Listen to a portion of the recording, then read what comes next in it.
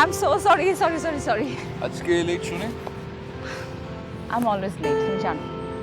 কিন্তু আজকে তোমার জন্য একটা সুখবর আছে। তাই সুখবর? ওকে বলে ফেলো, অনেকদিন সুখবর শুনি না। রিয়া দেশে এসেছে।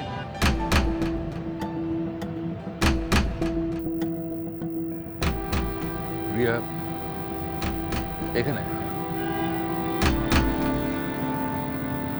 মানে কিভাবে? কিভাবে আবার? প্লেনে করে এসেছে। বাংলাদেশ থেকে তো হেঁটে আসতে পারবে না, তাই না? তুমি আমার সাথে মজা করছো, রাইট? কেন তোমার সঙ্গে মজা করবো? তুমি আমার দুলাভাই হও। ইমা, এবার কিন্তু একটু বাড়াবাড়ি হয়ে যাচ্ছে।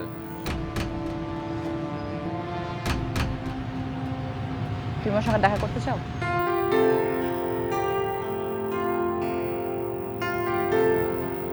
নিশ্চয়ই চাই। ও কার সাথে এসছে? ওর হাজবেন্ডের সাথে। তাকে কি তুমি চেনো? হ্যাঁ, চিনি। কিভাবে? আমি তাকে কিভাবে চিনি সেটা ইম্পর্টেন্ট, নাকি রিয়ার সঙ্গে দেখা করাটা ইম্পর্টেন্ট? সেটা সম্ভব না।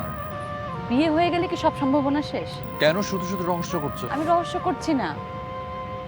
আমি শুধু জানতে চাই তুমি, মানে রিয়া যদি তোমার কাছে ফিরে আসে, তুমি কি তাকে মেনে নেবে? ইমা, আমি না সব সিলি কুইজের একদম ইন্টারেস্টেড না। যদি রিয়া সত্যি সত্যি এসে থাকে, আমি সবার প্রথমে ওর সাথে দেখা করতে চাই।